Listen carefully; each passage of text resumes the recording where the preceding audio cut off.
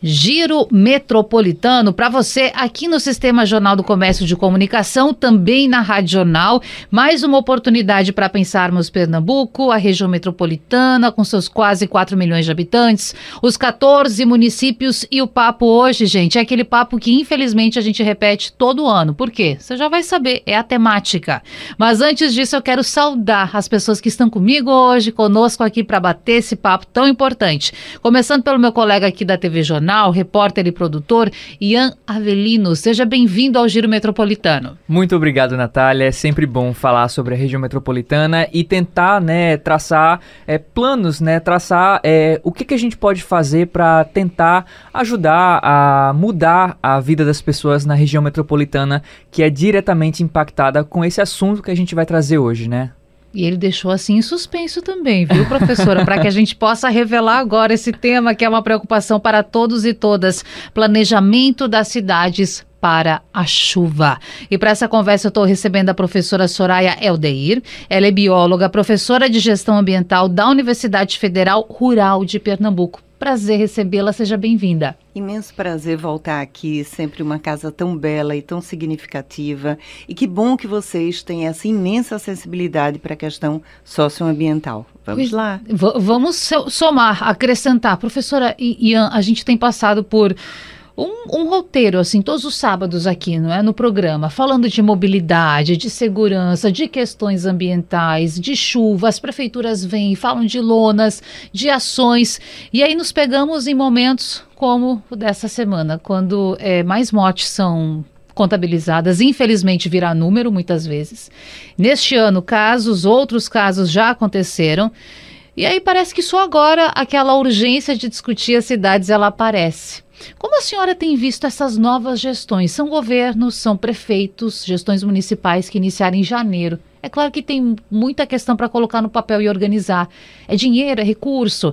Mas como a senhora tem visto a região metropolitana se preparando para esse período de chuva?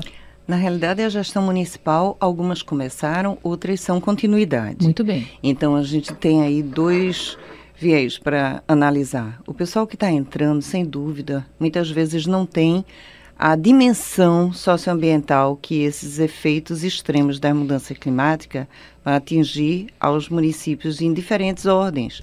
Se a gente olhar Olinda, a gente vai ter feições completamente diferentes. A gente tem a parte de morro, tem a parte de costa, tem a parte de encosta e ainda por cima tem rios e os canais, ditos canais, do mesmo jeito que Recife. Então, quando você tem uma cidade tão complexa, tão multifacetada, e a região metropolitana, que é um desafio a mais, porque a gente acaba tendo uma lógica sistêmica como se fora uma única cidade, por isso mesmo que tem a gestão metropolitana, todo esse conhecimento, ele ainda está em construção e muitas vezes a gente não tem certeza do que vai acontecer, porque os eventos extremos, eles foram antecipados há 20, 30 anos. O que a gente estava prevendo para acontecer em 2050 está acontecendo agora. Então, nós ainda estamos aprendendo bastante com os eventos das mudanças climáticas e com os eventos extremos. E esse aprendendo, professora, ele vai no sentido mesmo de surpresa, de ficarmos surpresos com esta antecipação, ou aprendendo no sentido do estudo, de aprender e colocar na prática de mudança? Algo está acontecendo ou a gente está só replicando os anos? Aconteceu em 23, aconteceu em 24, está acontecendo em 25? Bem, na realidade, para a ciência, isso é uma discussão bem antiga, que tem algumas décadas. E já há um monitoramento, não exatamente do termo gases de efeito estufa, mas já há um monitoramento de alguns gases há muito tempo. A gente tem curvas, séries históricas desse tipo de reflexo ambiental. O que começou a ser chamado um pouco mais de atenção foi a partir dos relatórios do IPCC. O IPCC é uma sigla em inglês. Em português é o Painel Intergovernamental de Mudanças Climáticas, mas em inglês, por isso que dá o IPCC, é o Intergovernmental Panel of Climate Change. Então, eles já trabalham desde o século passado, na realidade. Em 1992 a gente já tem o início, 97, mas aí sai um documento muito importante, 2007, na realidade são 4 relatórios, onde o primeiro relatório do IPCC 2007 mostra que as mudanças climáticas elas são reais. E veja, isso é tão importante porque há pessoas ainda em 2025 que acham que isso é invenção de comunista, invenção de gente que está querendo inventar. Não, isso é real, isso é ciência. O segundo relatório mostra os efeitos dessas mudanças climáticas no mundo todo. E tem relatórios complementares mostrando no Brasil que determinadas áreas vão sofrer muito mais do que outras. Então, digamos, no nosso estado, está muito claro que toda a parte costeira vai sofrer bastante e mais ainda toda a parte de caatinga de semiárido também. E são formas diferentes, reações diferentes. O terceiro relatório começa a mostrar os impactos efetivos dessas mudanças e que tem fundo antrópico. Também é uma outra coisa que depois de tantos anos, daqui a pouco vou fazer 20 anos desse relatório, há pessoas que dizem que isso é um processo natural. Veja, mudanças climáticas, aquecimento global, isso é uma coisa que acontece numa escala secular. Mas o que está acontecendo hoje em dia é um encurtamento desse tempo devido ao acirramento de alguns fatores. E o último relatório de 2007 mostra que apenas 2% do PIB internacional, do Produto Interno Bruto Internacional, se fosse aplicado para reverter as mudanças climáticas e processos de adaptação, nós teríamos resolvido isso. Então, é muito importante a gente olhar para 2007 e dizer, puxa, em 20 anos o que a gente fez? Avançamos bastante em legislação, avançamos bastante em gestão, mas não o suficiente. Ian. Total. Professora, é muito importante a gente debater isso, porque a gente está vendo aí, né, como a senhora mesmo falou, muita gente acha que as mudanças climáticas é um papo assim de besteira, né? E a gente está vendo que não é, de fato. Tem gente que não acredita. A gente sabe hoje, e estudos comprovam, né, de que o Atlântico ele está mais quente, eventos extremos vão ser mais frequentes. Para a senhora, o que é que falta para que a pauta da emergência climática entre nos centros das decisões urbanas, em vez de ser apenas adicionada apenas no caos? Veja, a gente precisa entender esse processo de gestão das cidades de forma multifacetada. Se a gente olha a questão da legislação, o Brasil é um dos 4 países com melhor legislação do mundo. E aí eu cito Japão.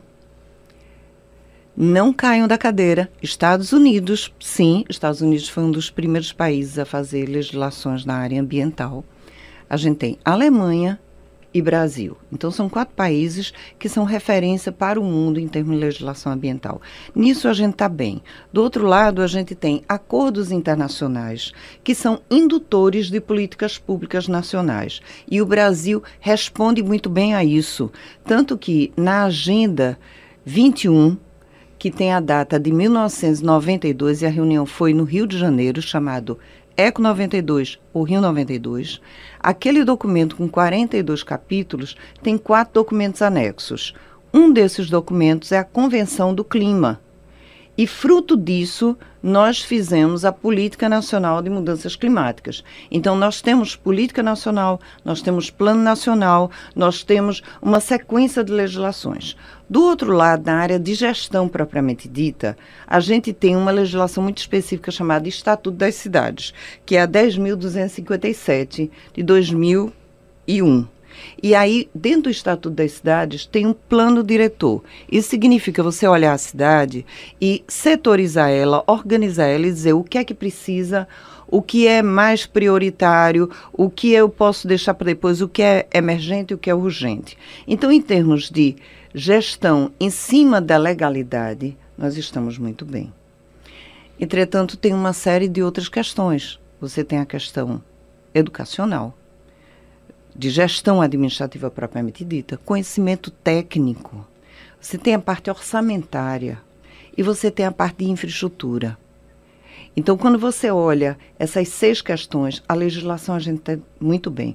Nos outros, a gente está no gerúndio, caminhando. E a aplicação da lei e a fiscalização? também preocupa?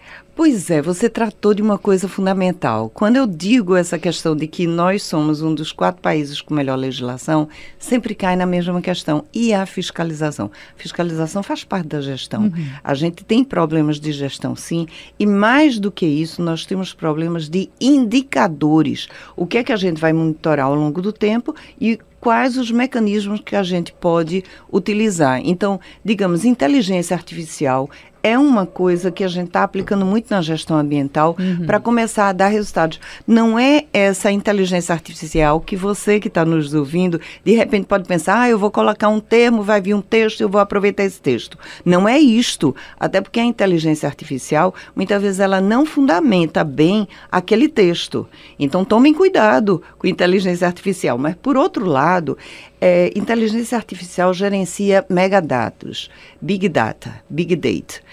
E isso é importante para mudanças climáticas, porque como a gente está com uma questão multifacetada, a gente tem uma sequência de indicadores que precisam ser monitorados em série histórica. E aí, quando você vê uma planilha de 50, 100 mil linhas, fica praticamente impossível o homem ver e, estatisticamente, muitas vezes a gente não tem o domínio para fazer uma análise multivariada, ou quer seja o que for. Então, a inteligência artificial pode ser e é um bom instrumento para a gente utilizar auxiliando na parte de gestão. Então, no campo da gestão, eu concordo contigo. A gente precisa avançar na fiscalização. Ian. Total. Professora, tratando agora sobre meio ambiente, risco sanitário, a gente sabe que uma boa parte da região metropolitana não tem esgoto adequado. Eu queria que a senhora explicasse para a gente qual é o papel dessa falha ambiental nessa amplificação dos riscos de enchentes e de doenças causadas durante as chuvas. Pois é, quando a gente fala de esgotamento sanitário, a gente está falando de algumas áreas. A gente não está falando só do esgoto propriamente dito, genericamente conhecido. Esgotamento ambiental, a gente está falando de gestão de resíduos, a gente está falando de controle de vetores, drenagem de águas fluviais, drenagens e gestão de águas pluviais e toda a parte de drenagem urbana. Então, nesse ponto, a gente precisa olhar com muita atenção. Se a gente olha o esgoto propriamente dito, que faz parte, tá certo? O efluente, a gente tem uma taxa muito baixa de tratamento de esgoto, extremamente baixa. Então, a gente tem a captação de esgoto, que chega a quase 90%. A gente tem, até na cidade do Recife, se você fechar os olhos e lembrar o que a gente chama de, vamos chamar genericamente de favela, mas não é exatamente isso. Determinadas comunidades que não têm toda a infraestrutura. Então, esse esgoto vai para valetas ou vai até para canos e esses canos vão para o rio, simplesmente. E muitas vezes sai da própria casa e cai num córrego. Então, esse efluente, esse esgoto, ele está indo in natura, sem nenhum tratamento. Isto é um problema muito sério no Brasil, porque na cidade do Recife a gente tem cerca de 30% só do que é coletado ser tratado. O resto vai in natura para os rios, certo? Uma segunda questão é a coleta dos resíduos. Então, por mais que o Tribunal de Contas do Estado de Pernambuco, num esforço muito grande com o Ministério Público e com os gestores estadual e municipais, fizeram um avanço muito grande, fechando todos os aterros que não estavam em conformidade legal, genericamente a gente chama de lixão. Então, não há município hoje que direcione seu lixo para um lugar chamado de lixão, quer dizer, um aterro que não esteja dentro das conformidades legais. Isso é um ponto, mas qualquer pessoa que andar em qualquer cidade vai encontrar pontos de lixo depositados na esquina, depositados debaixo de um viaduto, depositados num terreno baldio. Então, são duas questões aí que a gente precisa ver. O que é que acontece? Num momento de chuva, pode haver o que a gente chama de runoff, que é a chuva correndo na cidade e levar todo esse resíduo ou para as valas de drenagem ou até para o que se chama de córregos ou de canais. Mas veja, na cidade do Recife não é exatamente nem córrego nem canal. O que a gente tem são riachos urbanos. E aí é outra questão. Qual é a diferença? Porque a gente escuta falar tanto em córrego, canal, Exato. inclusive o órgão oficial, a prefeitura usa esse termo. Qual é a diferença, professora? É lamentável que estejam ressignificando negativamente a questão ambiental, porque eram riachos urbanos ou córregos urbanos que tinham mata ciliar. Isso significa que você não só tem a vegetação, tem os animais, mas você também tem uma área de drenagem de absorção de chuva. E aí vai de novo nessa questão. Existe um processo de impermeabilização dessas margens, transformando, entre aspas, em canais que não são. Hoje em dia há uma deformidade. A gente teria que entrar num processo que a gente chama de renaturalização, que a Alemanha e o Japão já fazem isso há muito tempo, entendendo que é necessário você ter áreas urbanas com floresta para que você tenha áreas de absorção. É o conceito desenvolvido no Japão do que a gente chama de cidades esponja. Então, veja, o resíduo já é um outro problema. Se a gente entra na questão de controle de vetores e toda a parte de drenagem de água, de chuva e de rio, isso acaba sendo relativo a tudo isso que a gente está discutindo. Porque se você tem uma chuva que encontra a cidade impermeabilizada, ela vai drenar para as áreas mais baixas. Muitas vezes, essas áreas são ocupadas por habitações que a gente chama subnormais, habitações que não têm um padrão mínimo de sanidade, de saneamento ambiental. Então, não tem coleta regular de resíduo, não tem controle de vetores, você tem ratos, baratas e escorpiões nesses lugares, você não tem a drenagem plenamente feita. Então, o conjunto dessa ópera faz com que a gente tenha realmente a tempestade perfeita, o caos instalado. E é isso que, em grande medida, acontece nas cidades, especialmente na região metropolitana, porque você tem um adensamento populacional, cerca de 47% da população de todo o estado está exatamente nesses poucos municípios. Professora, a senhora falava sobre essa questão do esgoto, tratamento de esgoto, Recife com 30%, portanto, desse tratamento. Eu lembrava de Ipojuca, uma cidade que está localizada na região metropolitana, que reúne uma das praias mais visitadas do Brasil, que é Porto de Galinhas, e que notícias que a gente acompanha já há um tempo dão conta de que praticamente não existe por lá esse tratamento de esgoto. Como anda essa situação? A senhora tem novidades? A senhora sabe como está esse processo? Você está tocando num ponto importante.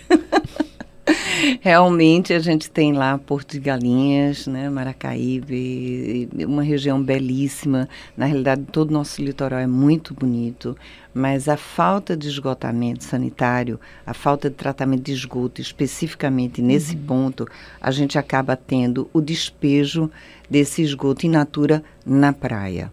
Veja, o CPRH, e é interessante o CPRH porque a sigla não tem a ver hoje em dia com o nome, né? Sim. Porque o CPRH era Companhia Pernambucana de Recursos Hídricos, eu acho que alguma coisa assim, e hoje em dia é a Agência Pernambucana. Então, resolveram não mudar a sigla. Então, a CPRH faz o monitoramento de pontos fixos e, normalmente, nessa região, dá imprópria para o banho. Eu já tive algumas vezes lá e muitas vezes as pessoas perguntam, bom, é impróprio para o banho nesse ponto que você está, mas a 50 metros daqui é próprio para o banho? Não, não é próprio para o banho, efetivamente não é. O que é que pode acontecer? Tem uma sequência de doenças, uma sequência de bactérias, né, uma sequência de vírus, de fungos, enfim, que você acaba sendo sujeito a. Mas não só isso, lembrando que naquela região você também tem, naquela parte do mar, você tem vida, essa vida também está sendo contaminada, infelizmente. Se a gente pensa no pescado, o pescado também acaba sendo comprometido. Então, é uma questão muito séria. E um problema que eu ouço do Brasil há muito tempo é que fazer a parte de tratamento de esgoto, como é uma obra enterrada, não é de interesse porque você não vai botar nenhuma placa em canto nenhum. Então, abrir uma rua, abrir uma praça, todo mundo tem o maior prazer. O famoso não dá voto. Pois é, não dá voto por uma outra questão que é muito importante. A população infelizmente, ela é analfabeta ambientalmente. Ela, em boa medida, não tem conhecimento de qual a consequência de jogar o lixo, tipo assim, o lixo não está na minha casa, está na porta, está na rua, não é mais interesse, joguei no canal, acabou-se, joguei no que era o rio e não me interessa mais. Não é? Então, essa leitura sistêmica não é feita pela população. Eu não posso culpar a população, porque a educação é obrigação do próprio Estado. Então, a gente tem um programa amplo de educação para a sustentabilidade. E mais do que isso, ter iniciativas para uma educação para resiliência climática. Isso é urgente demais. Precisamos caminhar para isso. Há 15, 20 dias atrás, eu tive com o ex-governador, ex-senador, ex-candidato à presidência, Cristóvão Buarque, que é uma pessoa defensora do meio ambiente e da educação. E tivemos uma conversa, ele foi o palestrante, eu fui assistir, mas almoçamos juntos, e tivemos uma conversa nessa direção. Está na hora do Brasil olhar para mudanças climáticas e a questão da sustentabilidade e atrelar isso de forma integral com a educação. E, estranhamente, a gente tem a Política Nacional de Educação Ambiental, que já obriga a educação ambiental a ser um termo transversal.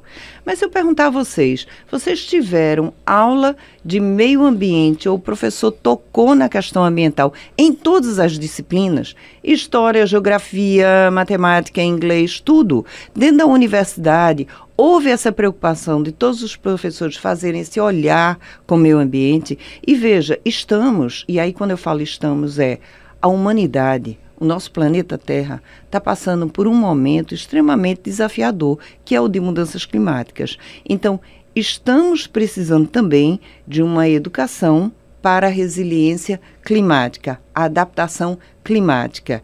Isso tudo é conhecimento que a universidade tem, que existem vários especialistas, mas precisamos quebrar esse muro da universidade e levar isso para a sociedade. Isso significa a estruturação de políticas públicas por parte do governo federal, por parte do governo municipal e estadual. Ian. Perfeitamente, professora.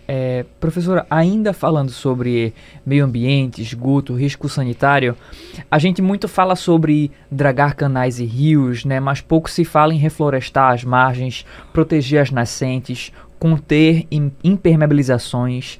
Para a senhora, esse planejamento atual negligencia a dimensão ecológica da drenagem urbana?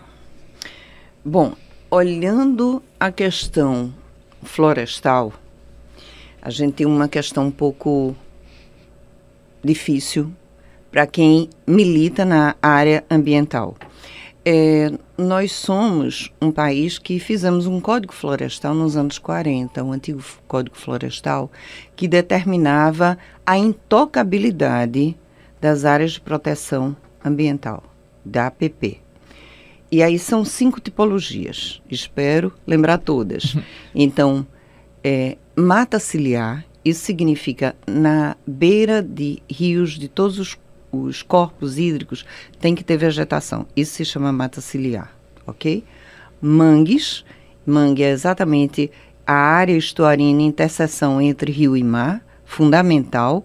Mais de 80% de tudo que se produz em termos, né, de vida que está, vida animal no mar, precisa do manguezal para algum momento da seu ciclo de vida. Então, a segunda tipologia é o mangue.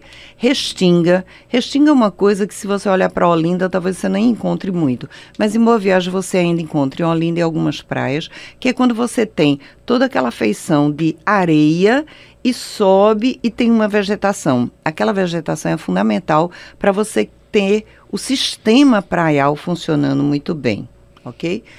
Topo de morro acima de 1.800 metros e aclividade, quando você olha um morro subindo, se o ângulo é de 45 graus, esta área devia ser intocável. Então, essas 5 áreas, elas eram intocáveis lá no Código Florestal Antigo. E existiu uma penalidade para a ruralidade que devastou alguma área dessa e teria que fazer uma recomposição e teria multa.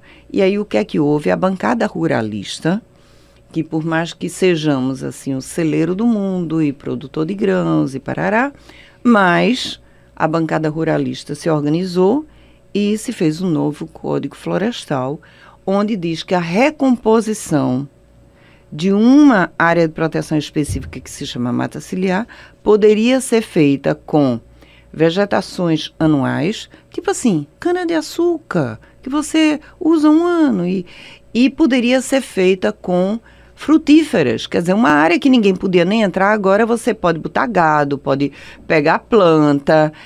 Houve uma deformação do que era originalmente a APP. Então, o primeiro ponto é esse, a gente teve uma coisa que afronta um princípio básico do direito ambiental, que é o não retrocesso. A gente teve um retrocesso e muitas vezes acontece isso na legislação. Então, esse ponto é importante e seria uma área de drenagem, né? Um segundo ponto é você ter a educação das pessoas, não só dos líderes, mas a educação da população para exigir saneamento ambiental. Na hora que você não exige saneamento ambiental como uma pauta política, ela passa.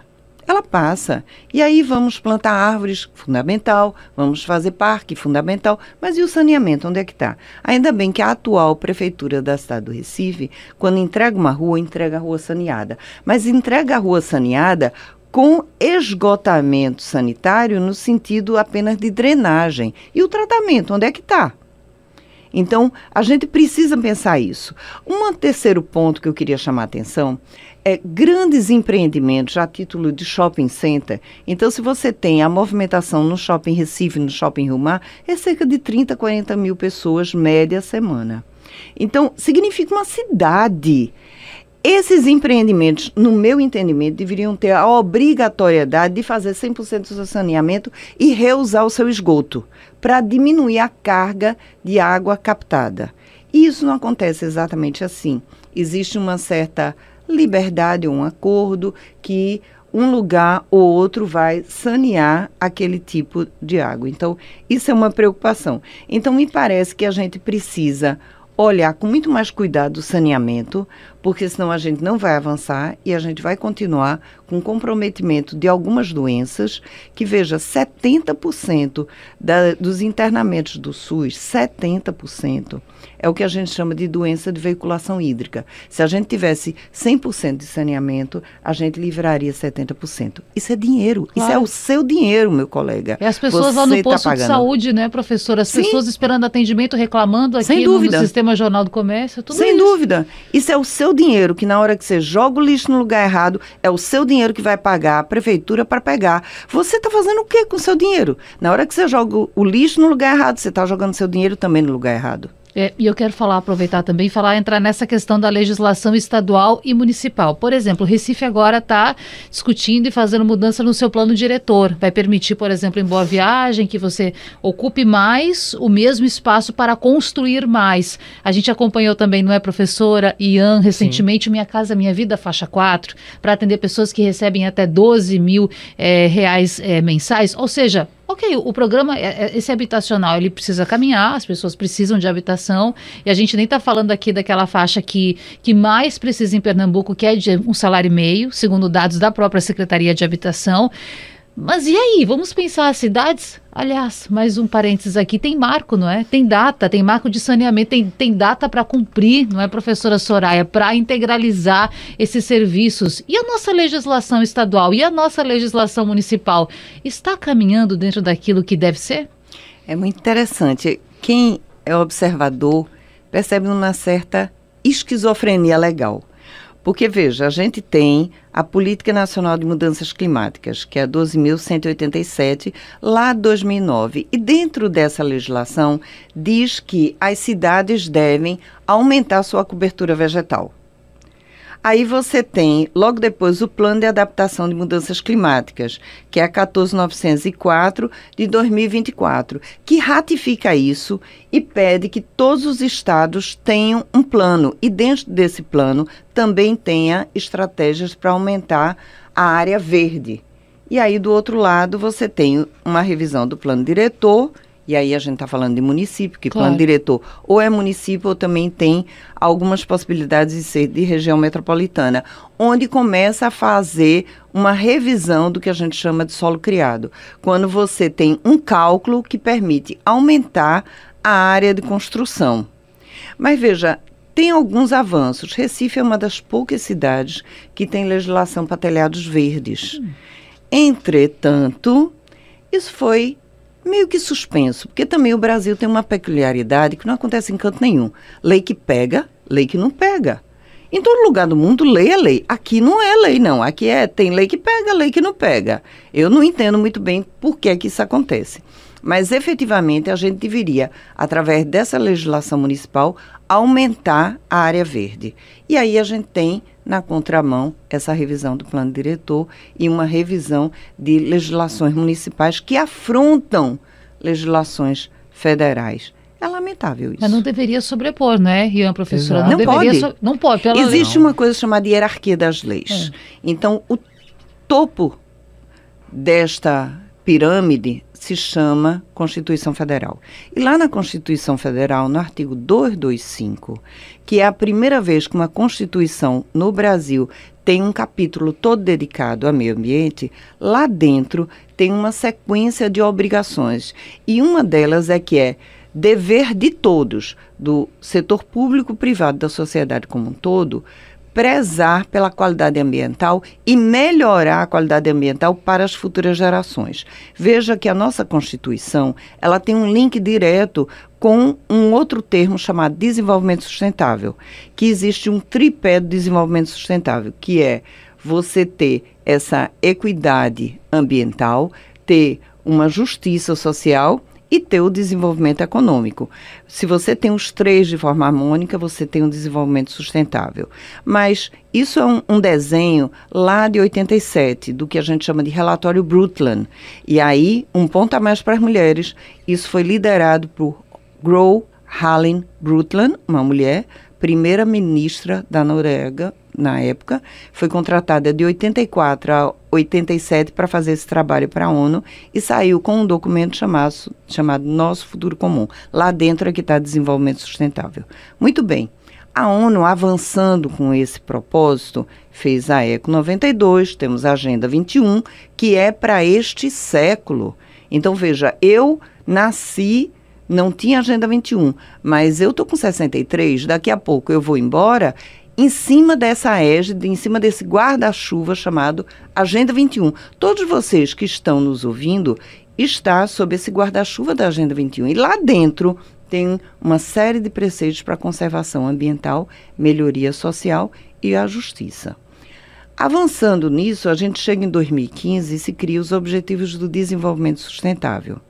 E aí, esse tripé econômico, social e ambiental tem algo que perpassa, que é a governança, que é o último ODS, o ODS 17. Então, a questão da governança, de como se faz, como se administra, é fundamental. A gente precisa olhar para isso com mais seriedade. Esse tema que a gente está debatendo, né, é muito importante, principalmente agora que o inverno está batendo a porta, né? Professora, a gente está chegando nesse último bloco de perguntas. Se a senhora pudesse definir 3 prioridades técnicas e políticas para reduzir esses impactos das chuvas na região metropolitana, quais seriam eles? Ok. Bom, técnicos, sem dúvida alguma, o que está sendo feito nos morros é fundamental. Então, essa obra, essa grande obra que está sendo feita na cidade do Recife, deveria ser replicada em todos os lugares. Também está se tomando muito cuidado com a limpeza desses rios urbanos chamados canais, também fundamental. Mas tem uma outra questão que a gente precisa olhar com muito cuidado, que é a melhoria da própria drenagem. A gente tem sistemas de drenagem praticamente seculares e que não acompanharam o crescimento e o adensamento populacional. Então, se você se lembrar na sua rua, onde tinha uma casa daquela vizinha que vendeu e hoje em dia um prédio, antigamente moravam 5 pessoas, hoje em dia podem estar morando 100.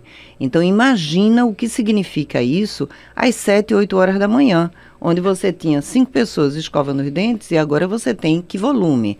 Então, a gente precisa atualizar e, mais do que isso, completar o sistema fazendo a captação e também, mas além disso, e aí na parte de prevenção, a gente tem que entrar com o que a gente chama de infraestrutura verde e azul. E isso está sendo feito lentamente com esse conceito de cidade esponja. Então, se você aumenta as áreas verdes, se você tem sumidouros dentro da própria cidade e se você começa a ter um cuidado maior com todo o sistema hídrico, você melhora bastante, tá certo? Então, agora no campo político, a primeiríssima coisa é colocar isso dentro do orçamento. É tomar isso como uma decisão política. Mas uma decisão, político não age, político reage. E político reage à pressão popular.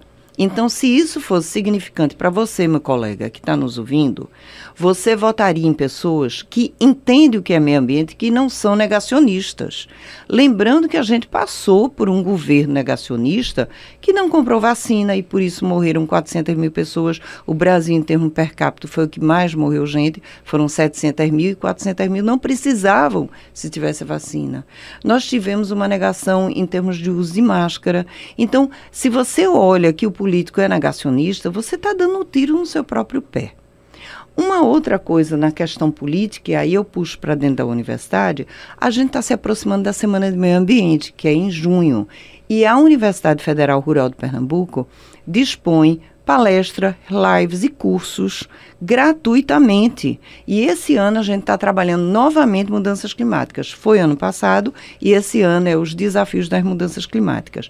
O Comitê Ecos de Pernambuco, só para vocês entenderem a relevância disso, junta todos os tribunais, todos os ministérios públicos e a AGU. E a Universidade Federal Rural de Pernambuco apenas dá o suporte técnico. Esses cursos estarão disponíveis para todos vocês a partir do 1º dia de junho. Dentro, se você mandar um e-mail para ecosdepernambuco@gmail.com, a resposta já é o link para você se inscrever. ecosdepernambuco@gmail.com, já vai ter o link direto. Então, se capacite, venha discutir conosco. Mas, mais do que isso, a gente tem que ter a população cada vez mais alfabetizada ambientalmente. Isso é uma decisão de você que está nos ouvindo, de se dar o direito e o tempo. Porque na hora que você vota por um político que não está fazendo saneamento, você pode estar comprometendo a vida do seu próprio filho. De repente, a gente tem uma vinculação direta de falta de saneamento com mortandade infantil. Então, precisa ser dito isso. E eu preciso puxar uma conversinha aqui de bastidor com o Ivan, quando ele disse, a cada R$1 colocado em saneamento, 4 são economizados no SUS. É verdade isso. Então, olhe para os políticos na hora de votar, tente saber quem está alinhado a meio ambiente e quem não está e cobre, porque ele é seu servidor. Ele não está mandando em você, não. É ao contrário. Ele está representando o povo. Então, vamos caminhar para isso, para que a gente tenha uma cidade melhor. Importante demais pensar nisso. E, às vezes, a gente questiona, não é, professora Ian? Muita gente não lembra em quem votou. Então, se você não lembra em quem votou, meu amigo, você perde até um pouco do direito de fazer essa cobrança, né? Por mais que o seu direito ele esteja sempre estabelecido. Mas faça isso, busque essa informação, busque participar ativamente do processo político, não só colocando um número na urna. Agora, professora, recentemente, Jaboatão, por exemplo, que é a segunda maior cidade em habitantes da região metropolitana, segundo maior PIB do estado, registrou em 24 horas 200 milímetros de chuva. Tudo bem, a gente está na quadra chuvosa, o período é esse, Natália, vai chover. Tá bom, vai chover. Sempre choveu. O Nordeste tem essa característica, Pernambuco tem. Esse período é de chuva, é de quadra chuvosa. Sim, tudo bem. Mas e as mudanças climáticas? Elas podem acentuar isso, professora? Eu queria que a gente pensasse Pernambuco, região metropolitana, 5, 10 anos. O que pode mudar? Se hoje Jaboatão registrou 200 milímetros em 24 horas... E com as mudanças climáticas, isso pode mudar? Pois é, quando a gente pensa numa chuva dessa, muito desafiador você pensar numa infraestrutura que vai absorver. Verdade. Muito difícil. Como eu falei, as cidades, eles são sistemas complexos. Então, não há uma única resposta para isso. Certamente, o que a gente está assistindo vai ser agravado. O avanço do mar vai ser agravado. a entrada da maré na cidade do Recife. Veja, quando a gente fala que a cidade do Recife está abaixo do nível do mar, pelo amor de Deus, isso não é correto, não. É que a gente tem uma maré que é cerca de 2,2 ou 2,3, isso significa que a maré, ela oscila 2,20 metros ou 30 centímetros. Então, há áreas do Recife que estão abaixo dessa maré mais alta. Então, só a maré subiu, pronto, essa parte já vai estar alagada, tá certo? Não é que a cidade está abaixo do mar, não. Não digam isso não, porque não é verdade. Não está. Então, a gente tem esse problema. Se você junta chuvas com maré alta, aí é a tempestade perfeita. Não há solução, realmente não há solução. Mas veja, não há solução em parte. Porque se a gente olha Veneza, que está fazendo um mega dique para evitar a entrada do mar, que já acontece na Praça de São Pedro, isso todo mundo está acompanhando. Se a gente acompanha algumas cidades como as cidades de Holanda, Amsterdã é um caso, né? Amsterdã tem uma sequência de canais para justamente segurar a maré. Há estruturas técnicas que a gente consegue fazer. A questão é orçamento. Mas na hora que você tem 55 bilhões para dotação orçamentária não sabida, chamada emenda PIX, para onde é que está indo o nosso dinheiro? Então, a gente precisa prestar muita atenção qual é o roteiro que os políticos estão seguindo e qual é o político que está falando sobre mudanças climáticas, porque tudo que a gente está assistindo vai se agravar certamente. O Brasil não estava no roteiro dos tornados. E agora nós temos. Eu cresci ouvindo isso, gente. Nós vivemos num país privilegiado. Minha mãe falava, professora, não tem tornado, não tem maremoto, não tem terremoto. Então quer dizer que agora tem. Terremoto, na ainda realidade, não, a gente... Veja, tremor de terra a gente sempre vai ter, porque as placas tectônicas estão se mexendo. Isso é uma coisa. Agora, ter um tsunami, a probabilidade realmente é muito, muito, muito, muito baixa, pelo tipo de afastamento de placas que a gente tem no médio do Oceano Atlântico. Ok? A gente chama de dorsal oceânico. Então, há o afastamento das placas. Isso significa que a gente está se afastando da África. Do outro lado, é o que a gente chama de cinturão do fogo, onde há uma sequência de terremotos. Então, se vocês se lembrarem, a gente vê o Chile tendo terremoto, Peru, eu me lembro que eu estive lá e a gente bota o copo em cima da mesa e fica tremendo a água. É um negócio assim E eu olhar para as pessoas, bom, ninguém está correndo, então isso é normal, não é? Então, do outro lado, no nosso continente, há realmente o choque de placas. O nosso está afastando. Então, a probabilidade da gente ter um tsunami é assim, baixíssimo, baixíssimo. Mas a gente tem que olhar os problemas que são do nosso local. Então, se vocês lembrarem o que era a Praia de Boa Viagem há 20 anos atrás, a gente tinha areia e há uma série de locais que a gente tem pedra e cada vez vai piorar. Eu estive no Paiva esse final de semana e onde tinha areia há 2 anos atrás, hoje já tem contenção. Vai sim subir.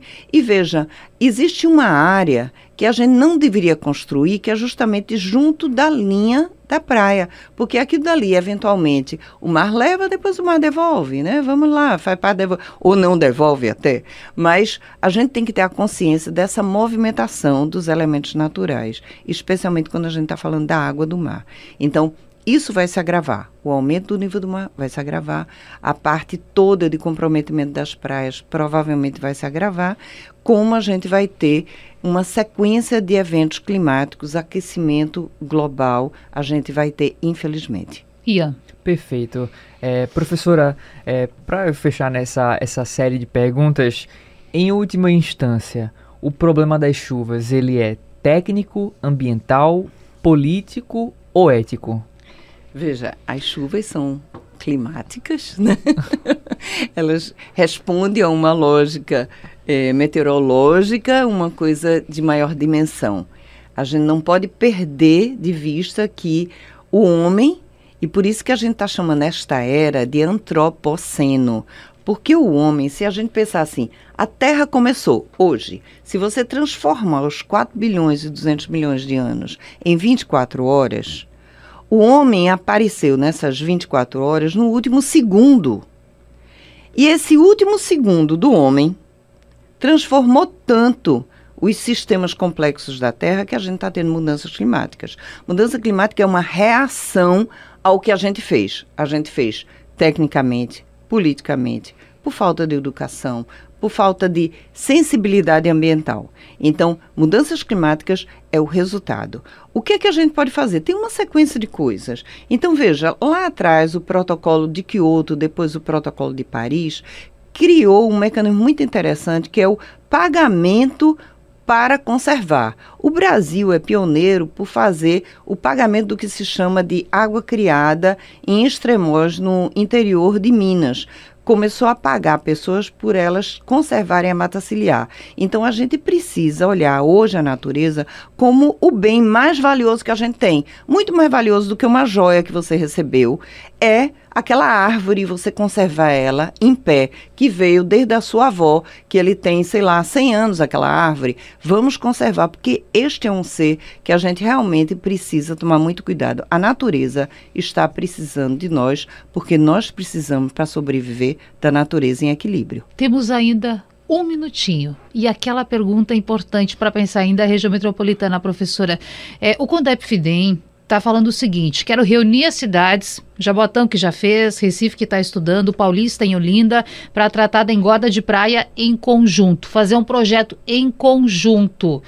Isso é possível? Isso pode dar certo, professora? Isso é necessário. Jaboatão fez isso. Para a gente entender a dinâmica praial, a gente tem que saber que existe uma corrente que vai sul-norte no litoral, ok? Isso significa que os sedimentos eles vão caminhando direção para a Amazônia, tá certo? Vai do Rio Grande do Sul para a Amazônia, essa é a direção. Então, tudo que você fizer, digamos, em Jaboatão, vai atingir a praia seguinte. O que você fizer em Recife, atinge a praia seguinte, e assim, consequente. Então, a engorda, ela é necessária sim, mas não só a engorda, você tem uma série de estratégias. Veja, quando você olha a maré bem baixinha, a gente não tem o Recife de corais, aqui dali é uma estratégia natural até de contenção. Olinda começou a fazer isso e, de certa medida, alguma coisa fez certo, alguma coisa errada. Aqueles espigões, tecnicamente, a gente vê o resultado. Não precisa nem falar se está certo ou está errado, que você chegou em Olinda e você vê o resultado. Mas quando você vê a linha de Recife subida um pouquinho, já dá um resultado melhor. Então, nós temos técnicas de conservar e melhorar o sistema praial. É necessário fazer sim. E olhe, ainda bem que a gente está voltando com essa lógica metropolitana de CONDEP-FIDEM, é essencial porque existe essa região metropolitana que age e interage, não é só transporte. É uma sequência de ações, porque existe a mobilidade das pessoas, existe o intercâmbio entre as cidades, e ainda bem que a gente vai pensar em conjunto. E vamos estar aqui para contar essas novidades, para provocar também, questionar. Professora Soraya Odair, prazer sempre recebê-la aqui no Sistema Jornal do Comércio. Até a próxima. Muito obrigada. Não se esqueçam de se inscrever na Semana Ecos de Pernambuco através do e-mail ecosdepernambuco@gmail.com. Ian Avelino, até mais, obrigada pela companhia. Até mais, Natália, professora, foi um prazer conversar com vocês. Bom, e para você que está nos acompanhando, até o próximo Giro Metropolitano.